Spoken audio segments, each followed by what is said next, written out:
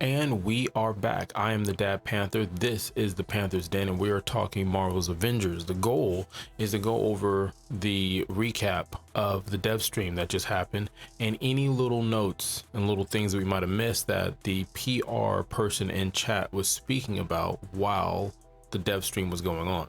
Now, the goal of doing that is to do that in shortest period of time. So let's just jump into it. Now, on the 18th, there is going to be the 1.5 patch. And in this patch, we already knew what we're going to get. We're going to get a new villain to go against. We're going to get a new world, the Wastelands. I think that's what it's called. We're also going to get Hawkeye and some more story. So we already knew that was in there. We also knew that the PlayStation 5 and the Xbox Series X RS, that next level graphic boost is going to happen. We also knew about the harm room that was coming, the customizable harm room. And for the most part, the thing that was, I mean, I already had said it before. I thought that's where they were going. They made it official. You'll be able to redo the campaign, so you can do the story mode all over again. Now, you cannot do with any of the new characters. It has to be basically you're just rerunning the story, so you can't play it with Hawkeye or with Kate. Enemies will scale up while you're doing this, so that's going to be interesting because now there's some type of advancements. Instead of you playing it with a maxed out character and everybody around you is level 1, then that's that. Now, we didn't get full detail on whether or not we get to pick certain parts of the campaign to replay, or do we just play the experience all over again. But this is a win for the community because it's just more things to do, and you want to hope later on they add certain elements to it, like picking it as if it's a chapter like Outriders does, or running the same mission with a friend like the Division does, or Borderlands 3, something like that. So we got that information. That was great. Now, the stream that they did with Andy, I just want to say, I don't think Andy or anybody like that listens, but they did another great job on the stream. And watching Andy's growth as a streamer from the first time him and his team were streaming to now has been great. Again, you can't fault him or anybody on the community manager team that's doing the stream. It's not the same thing when it comes to maybe the information we want or the direction of the game, but I am looking at how they're presenting the game on there, and they're learning and they're getting a format, and they just have a certain confidence about them, and I enjoyed it. So Hannah came on the show. If you didn't know, Hannah is one of the people who helped design the story of the game in which we play. Now, Hannah was on Michael's show, Revealing Too Much, not too long ago. Go check out his stream and check out his YouTube channel, because you can rewatch that same awesome podcast style presentation of how they kind of put together a story. Now, she was on there as a picture. It's always a picture. She's never on it. So it was kind of funny because people really wanted to see her as she was interacting with us, but it was a picture. So they thought she was playing, or at least I thought she was playing, the best game of freeze tag ever.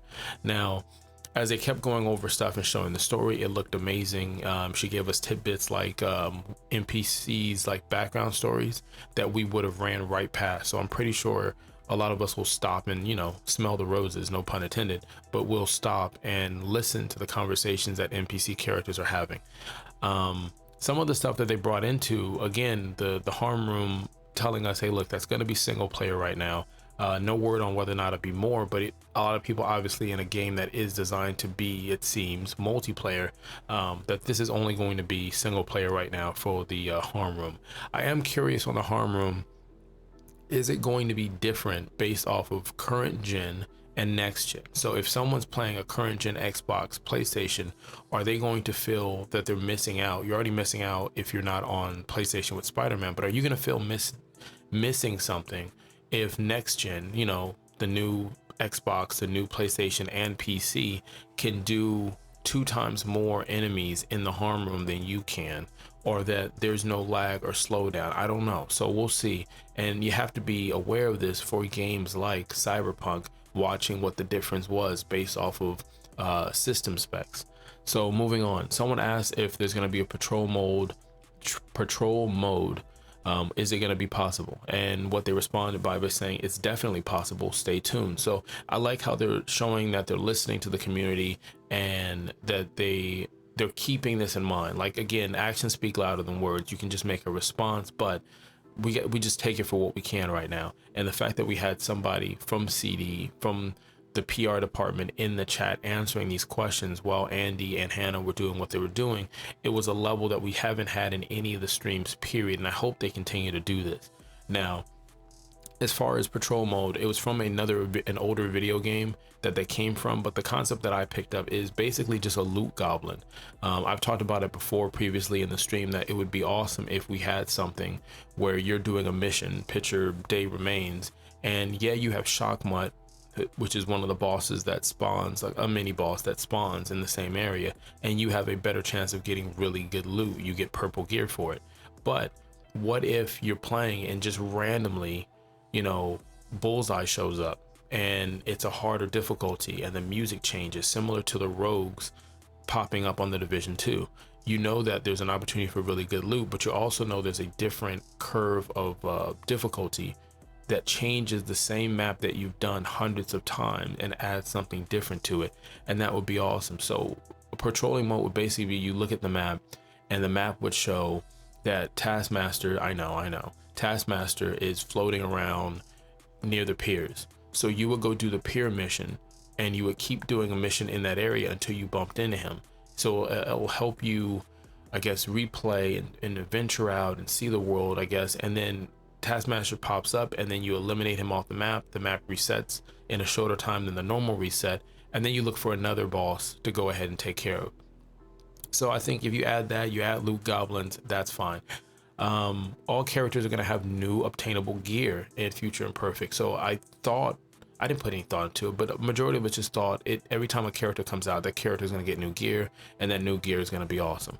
And Kate showed that the gear was awesome. It just wasn't as strong as we thought, but it was better, in my opinion, than a lot of the other characters. Now, with this saying that we're going to get new obtainable gear for all characters, that's awesome, because who doesn't want to grind for more stuff? So it's especially with the setup. Again, I don't think the reform or the redesign or whatever you want to call it for the XP is going to matter. The fact that we're going to have new gear, that's going to be awesome. Again, the goal, in my opinion, isn't really the characters that come out in the missions. It's more or less the overview of our time is valuable. So if you're going to have us grind for gear or do certain missions and things of that nature, it just needs to be rewarding to the player that's sacrificing their time. I give you an example. I've done the heroic gauntlet, the 14 levels 2 times. Okay, done it twice. You're supposed to get 2 exotics off of each run when you complete it. I've done it twice, even during the stream, and got nothing. It's rough. Moving on. New characters cannot redo the campaign, so you're not being able to redo the campaign with Hawkeye or Kate. I think that was a little common sense there. I didn't see that being there, seeing that you're redoing the campaign. Now if they do something like I don't want to say revisiting, but if they worded it differently, and there's certain missions where they're like, hey look, you can play in the setting of this, but you're not a part of the story, that I could get that. They said this is not the last you've seen of MODOK. Regarding a leaked audio file regarding that he was cloned. Yeah, there was information, and it's good that they acknowledge it, but there was information already from 8Ms that said we're going to deal with a clone MODOK. So it's probably going to happen here now in the storyline of Hawkeye. Like I said, I think the rumor is 4 villain sectors, so we'll see what happens there. The enemies will scale, like I said before, on the campaign. As you progress, they will progress as well. New environments are coming to the harm room, so maybe we can have the harm room customizable with the enemies and make it Wakanda, or make it the East Coast bound, or maybe Utah, or wherever you wanted to make it. That's going to add a certain element to it. Regarding movie skins, they said there's nothing to announce right now, but stay tuned. I like how they say stay tuned instead of soon. I don't know if they're doing it because they know that if they say it, it's a trigger, but it is what it is. Many loading screens in the PlayStation 5 are just you're there, the loading screen is gone, which is sad, because I did enjoy the loading screen of how the characters were kind of flexing and showing off the level of detail that the devs put into this game. Beautiful game. So that's going to be interesting. It's also interesting because they keep mentioning the PlayStation 5. I mean, they played on the PlayStation 5 with the stream They're showing off stuff in their trailers saying it's a PlayStation 5, and they once again throughout the dev stream mention the PlayStation 5. I don't know if it's a marketing thing, a deal they have, something that ties in with Spider-Man. Like I've said in previous videos, I honestly believe there's a large portion of devs working on Spider-Man as they've added new branches. You got 4 emotes in the update that's currently in the game now. So I don't know if their focus is Spider-Man has to do well and come out. I don't think Spider-Man has to do with the storyline necessarily, because Phil said in a previous one that characters might not line up with the storyline, and they don't always come paired up with a villain. So you could get a character like Spider-Man to pop up and almost only be like a flashback or just something really small, but nothing to change the main narration of the story. So moving on, they're saying that this story is going to take a lot of plot twists, and it's going to go to a whole nother level of you thought you knew it was going to happen, but we're going to switch it up on you. I've already said in previous videos, I think I know what's going to happen, so let's see what happens. Multiplayer fixes are going to be in this patch. Right now, this will be the 3rd patch dealing with multiplayer. I've said in previous videos, I think they're going to do more multiplayer infrastructure patches, and more patches will come before Hawkeye. I'm glad to see this happening.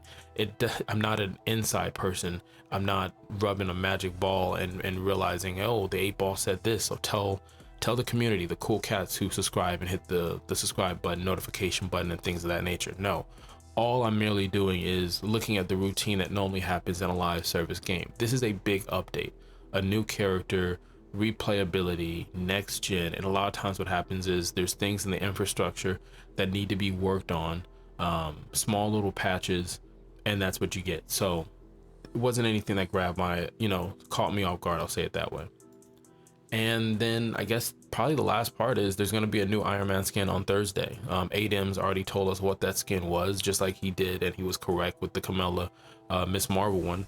But basically what it is Prometheus, if I'm saying it correct. It's a awesome looking skin. I don't know how they pull it off the way where they're going to make everybody in the community happy. You know how that goes. But if they do what they've been doing before, I want to say they do almost an 80% job of taking stuff from the comics.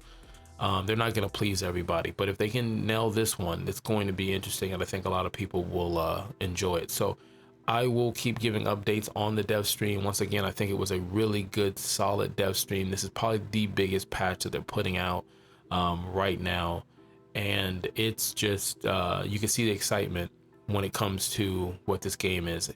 The only thing I'm curious about is that they're doing it for a week. They already said there's no more announcements for the rest of the week up until the Hawkeye showcase that's on the 12th with another person for the devs. Also, there will be someone who did the storyline as well with NPCs and things of that nature on another stream this week. So we're going to get more of that. But next week is nothing but the game coming out, the patch. And on the dev stream, I'm pretty sure there'll be a dev stream, but that'll be a day after the patch goes live. So I don't know if they have anything planned. I thought they would have moved all of this stuff to the week leading up, but who knows? You could have been anywhere else in the world and you're here. I hope this was informative. I hope it was fun. I hope you had a great time. To the cool cats that subscribed, thank you. 0 to 1,000, that's the goal. Until next time, Kalika-lika-low.